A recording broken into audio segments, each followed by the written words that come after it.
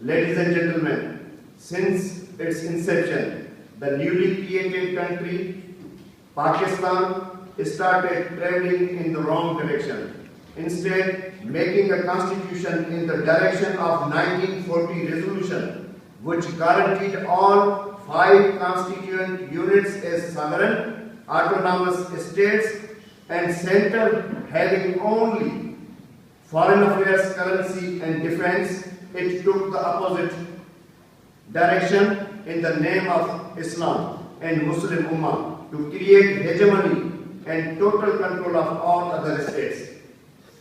West, especially USA, Europe, and world body, has totally ignored the father of modern Sindhi national movement, Saint G.M. Sayyid, when he appealed the Vienna Conference in 1951 that stopped supporting Pakistan's military and other institutions because in the name of Islam, they will burn us first and this region to the ashes, and you will feel the same heat at your doorsteps. Later on, this was proved true on the number of occasions across the world. In Sudan, on US soil, other terrorist attacks all around the world, including Pakistan. After years of exploitation and refusing to give power to democratically elected leader Sheikh Mujib Rahman, Punjabis put him in the jail, which resulted in a mass uprising. Punjab has moved their boots like they have moved their boots in Balochistan. They moved their boots against innocent civilians there. Millions were killed and raped. This forced separation of 52% of population from this setup created Bangladesh. Every government in Pakistan, especially in the times of martial law, generals and their agencies played the game of deception. Zia got attention and dollars during the Soviet invasion of Afghanistan and created 2 most important things of the world today: jihadists and nuclear bombs.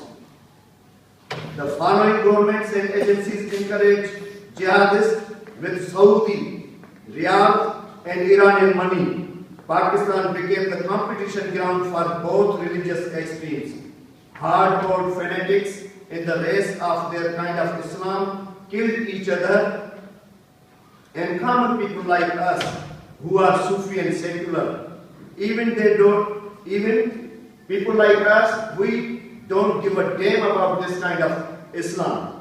The official encouragement and effort to Islamize the entire country and the society created thousands of madrasas and afterwards armed killing machines. What happened next was 9/11, which has changed whole world, including my motherland Sindh. ISI and other Pakistani agencies were using these outfits for their own ambitions and agendas in the region. This patronage encouraged them, and these forces have killed more than 50,000 innocent men and women, small children, and injured many more. Lashkar-e Jhangvi, Haqqani Network, Quetta Shura, Hafiz Saeed of Jamaat al-Dawa are strategic allies and assets of ISI, who carry out its many hidden operations beyond the borders in other countries like India and Afghanistan. Some of these Islamist outfits are self-sufficient now, and whenever they think that something is against their interest or ideology, they ignore their Pakistani mentors and masters. They do not hesitate to kill them or attack their institutions. As always in Sindhi, wise people say, as you sow, so shall you reap. Mr. Chairman, ladies and gentlemen, in last 65 years through its self-implied policy for economic nuclear power and for its love and lust to impose policies from Kashmir to Kabul. Pakistan became the ultimate quagmire and black hole for the regional peace and security. Instead, help to the world peace, it is sharing most of the trained fundamentalists, terrorists, and drugs. Somebody from USA has well said that Pakistan has become the migraine of world. I think Hillary said these words, if I'm not wrong. So let's start to correct the incorrect. This is the time for the corrections. Let's undo what we have done in the past to correct the course of history. I personally and my party, GSM Tehreek, condemn the Pakistani government's move for dialogue with terrorists and fundamentalists who have killed innocent people to impose their brand of Islam. We are really worried that when a terrorist like Hakimullah Mahsood with his companions were killed shamelessly, religious parties, clean-shaven mullah, Imran Khan and Pakistani government are on the same page and condemning the death of this terrorist and portraying him as a martyr. This is one side. And on the other side, ladies and gentlemen, Sindh and its resources had been exploited since Pakistan's birth. But after defeat in Bangladesh, Punjabi establishment launched a policy to take over everything from Sindh. Sometimes in the cover of draconian legislation perpetrated by them, they have curbed historical buildings, since all historical buildings and vital lands for defense societies and cantonments, stealing water through dams and illegal canals, disrespecting all accords and treaties. Sindh is the biggest contributor to central government's revenue, more than 2,000 billion rupees. I am repeating it again, more than 2,000 billion rupees from 70% of natural gas, 67% of petroleum, 400 billion from port taxes, plus sales tax, plus all other minerals are taken away by federal government, but in the return, Sindh is getting only 400 billion. People of richest lands are the poorest.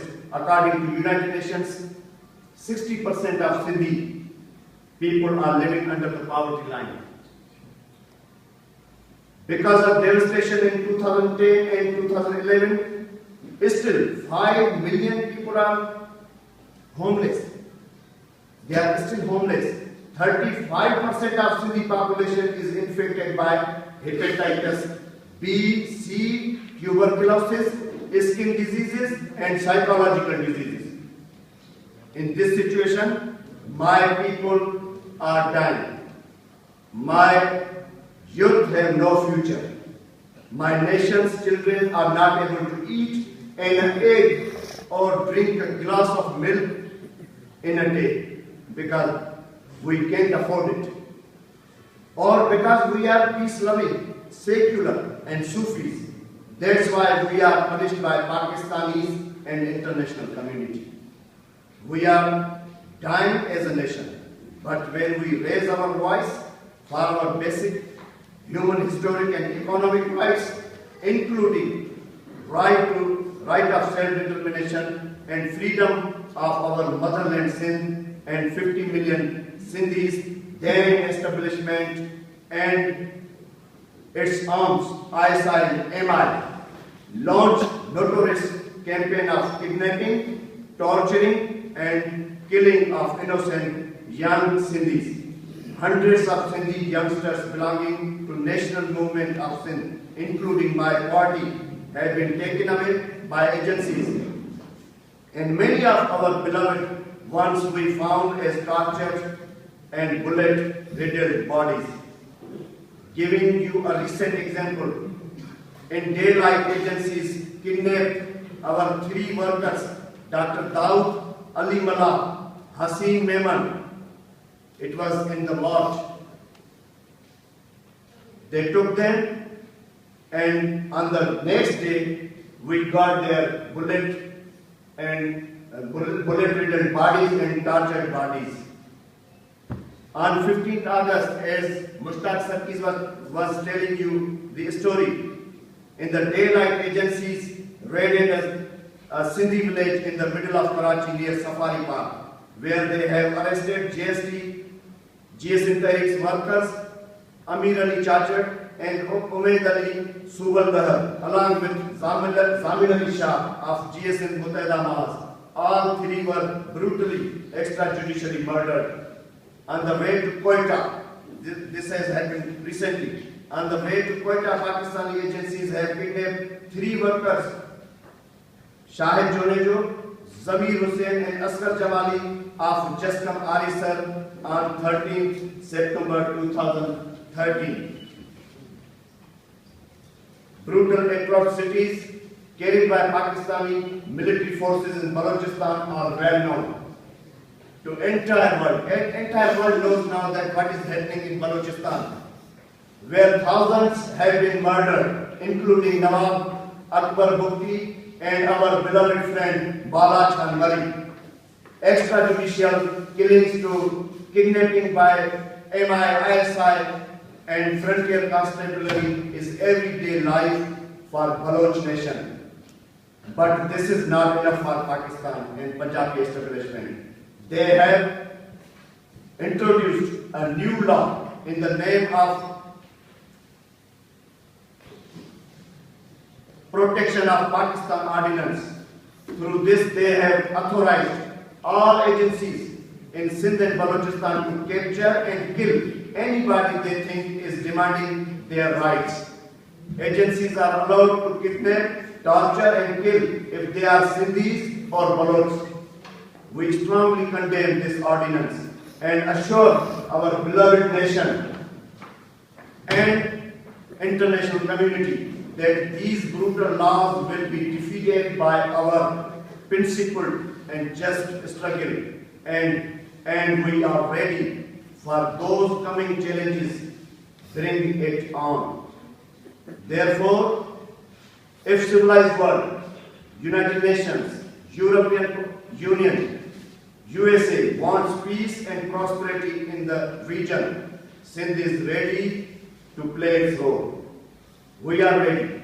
This is the right time to recognize the fact that Pakistan is not a single nation, neither a single culture. Where Sindhis and Balochs are standing with international community and are against religious fundamentalism, where others are standing with jihadists and will never change. On the other hand, Sindh, with its important geopolitical situation, if given the task as a free country, will act responsibly as a secular state and will open the doors for economic development through projects like TAPI. Sindh will create better understanding and relationship with all neighbors like European Union have done it after long wars. Without taking on board Sindh and Balochistan, my friend, the moderate and natural allies to the international community, the world's peace will be going nowhere, like sailing in the oceans without any boat. We have no choice but to free our nation and motherland Sindh. Now it's up to the world to decide what they want to do. More lies, deceptions, bombs and jihadists, or creating peaceful and better future of the region. Thank you very much, sir.